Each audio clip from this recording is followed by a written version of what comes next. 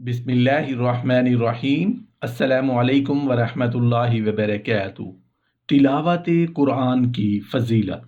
एक हदीस है जिसका मफ़हूम इस तरह है कि नबी करीम सल्लल्लाहु अलैहि वआलिहि वसल्लम ने फरमाया, अगर तुम सादा यानी सआदतमंदों की ज़िंदगी, शुहदा की मौत, रोज़े महशर की निजात, सूरज की तमाज़त के दिन यानी क़यामत के दिन का साया और गुमराही से हिदायत चाहते हो तो कुरान करीम सीख कर पढ़ो, क्योंकि ये रब रहमान का कलाम, शैतान से हिफाजत और मीज़ान की झुकाव है। हज़रत अब्दुल्ला बिन मसऊद रज़ी अल्लाहु अन्हु फरमाते हैं, जिस घर में कुरान की तिलावत ना की जाती हो वो उस वीरान घर की तरह है जिसको आबाद करने वाला कोई ना हो। सारी बरकतें कुरान लाता है और घर में खैरात व हसनात के ढेर लगा देता है, और जिस घर में कुरान रुखसत हो जाए तो वो अपने साथ सारी रहमतें और बरकतें और खैरें ले जाता है। फिर वो घर खाक उड़ाता है, लोग होते हैं मगर मुर्दों की तरह, दुनिया होगी मगर चैन नहीं होगा, अगर सब कुछ भी होगा तो कुछ भी नहीं होगा। कुरान सबसे बड़ी हिकमत, गिना, रिज्क और रोज़ी है। अल्लाह जल्ला शानहू सूरह तौहा की आयत नंबर 131 में फरमाते हैं, और तुम्हारे परवरदिगार अता फरमाई हुई रोज़ी बहुत बेहतर और बाकी रहने वाली। कुफ़ार को रब ताला ने जो दुनिया अता फरमाई है उससे कहीं बेहतर और बाकी आखिरत में रहने वाली नेमत रब ताला ने मुसलमानों को जो अता फरमाई है वो कुरान है। कुरान और फ़क्र इकट्ठे नहीं रहेंगे। कुरान नूर है। नबी करीम सल्लल्लाहु अलैहि वसल्लम ने फरमाया, कुरान की किरात नूर है, जो चाहे इस नूर से अपने घर रोशन करे। कुरान ये ज़ाहिरी और बातनी, रूहानी और जिस्मानी, ईमानी और अखलाकी गर्ज, हर तरह की बीमारी की दवा है। इसीलिए आप सल्लल्लाहु अलैहि वसल्लम ने फरमाया, जो कुरान से अपने जुमला अमराज की शिफा तलब ना करे, खुदा उसको शिफा ही ना दे। कुरान करीम को खुद रब ताला ने शिफा के लक़ब से सरफराज फरमाया है। इरशाद बारी ताला है, और हम कुरान के ज़रिए से वो चीज़ नाजिल करते हैं जो मोमिनों के लिए शिफा और रहमत है।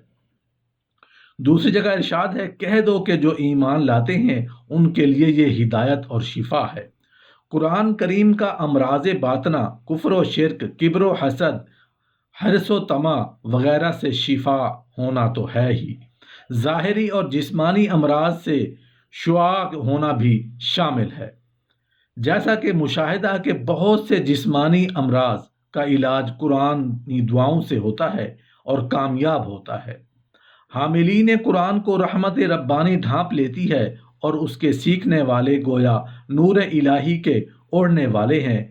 ये रब ताला को महबूब होते हैं और रब ताला उन्हें दुनिया में भी महबूब बना देते हैं, और दुनिया और आखिरत के जुमला शरूर और उनसे दूर करके उन्हें सआदतमंद और बाबरकत ज़िंदगी अता फरमाते हैं। हज़रत अबू हुरैरा रज़ी अल्लाह अन्हु फरमाते हैं, जिस घर में कुरान करीम की तिलावत होती है वहाँ रहमत के फरिश्ते हाजिर होते हैं और शयातीन वहाँ से निकल जाते हैं और घर वालों पर आसूदगी और कशाइश करते हैं और उनकी खैर बढ़ती है। और वो घर जिसमें कुरान करीम की तिलावत ना होती हो, फरिश्ते वहाँ से निकल जाते हैं और शयातीन वहाँ डेरे डाल देते हैं। सूरह बकरा। सूरह बकरा के बारे में एक हदीस है जिसका मफ़हूम इस तरह है कि नबी करीम सल्लल्लाहु अलैहि वसल्लम ने फरमाया, सूरह बकरा सीखो, बेशक इसका सीखना बरकत है और उसका तर्क करना हसरत है, और जादूगर इसकी इस्तात नहीं रखते, यानी वो इसको नहीं सीख सकते और इसकी बरकत हासिल नहीं कर सकते।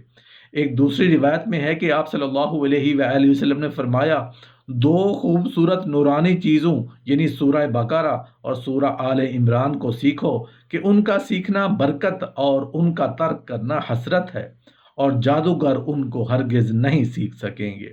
आयतुल कुर्सी। आयतुल कुर्सी को सुबह शाम पढ़ने का एहतमाम करने से बरकत हासिल होती है और जादूगरों और शयातीन के शर से हिफाजत होती है।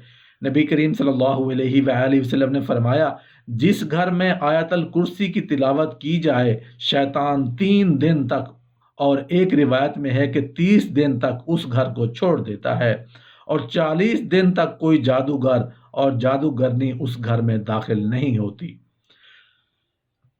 اپنے گھر والوں، اپنی اولاد اور اپنے پڑوسیوں کو آیت الکرسی سکھاؤ کہ اس سے بڑی اور عظیم آیت نازل نہیں ہوئی۔ جس نے سوتے وقت اس کو پڑھا، رب تعالیٰ اس کو اور اس کے پڑوسیوں کو اور پڑوسیوں کے پڑوسیوں کو اور ارد گرد کے گھروں کو امن عطا عنایت فرماتے ہیں۔ علامہ ثعلبی رحمۃ اللہ علیہ فرماتے ہیں کہ آیت الکرسی اہل ایمان کے لیے ہے، شیطان کے شر سے امان ہے۔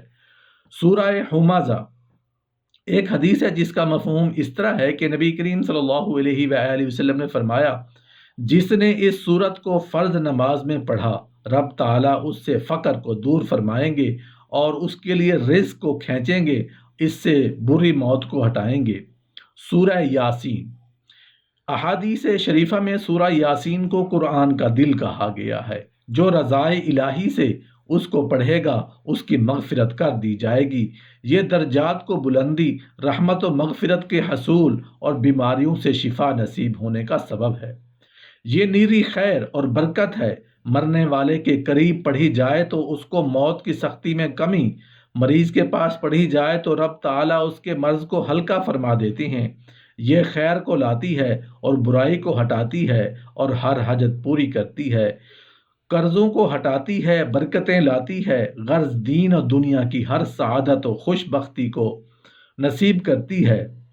سورہ واقعہ ایک حدیث ہے جس کا مفہوم اس طرح ہے کہ نبی کریم صلی اللہ علیہ وآلہ وسلم نے فرمایا، جس نے ہر رات سورہ واقعہ پڑھی اس کو فاقہ نہیں آئے گا۔ نبی کریم صلی اللہ علیہ وآلہ وسلم نے فرمایا، اس سورت کا نام سورہ غنا ہے، سورۃ التین۔ ایک حدیث ہے جس کا مفہوم اس طرح ہے کہ نبی کریم صلی اللہ علیہ وآلہ وسلم نے فرمایا، جس نے سورہ التین پڑھی تو اس کو اس یقین کی درستی دی جائے گی کہ اس کے لیے رزق اور سہولت کو کھینچا جائے گا۔ سورہ اخلاص ایک حدیث ہے جس کا مفہوم اس طرح ہے کہ نبی کریم صلی اللہ علیہ وآلہ وسلم نے فرمایا، جو اپنے گھر آیا اور اس نے الحمدللہ اور سورہ اخلاص پڑھی تو رب تعالیٰ اس سے فقر کو دور فرمائیں گے اور اس کے گھر کی خیر کو زیادہ کریں گے۔ ایک دوسری حدیث میں ارشاد ہے، جس نے گھر میں داخل ہوتے وقت ایک مرتبہ سورہ اخلاص پڑھی اور اس سے فقر کو دور کر دیا جائے گا۔ قرآن کریم کی برکات اور اس کے فضائل اسی وقت حاصل ہو سکتے ہیں جب اس کے حقوق کی رعایت کی جائے اور اس کے آداب کا حق ادا کیا جائے۔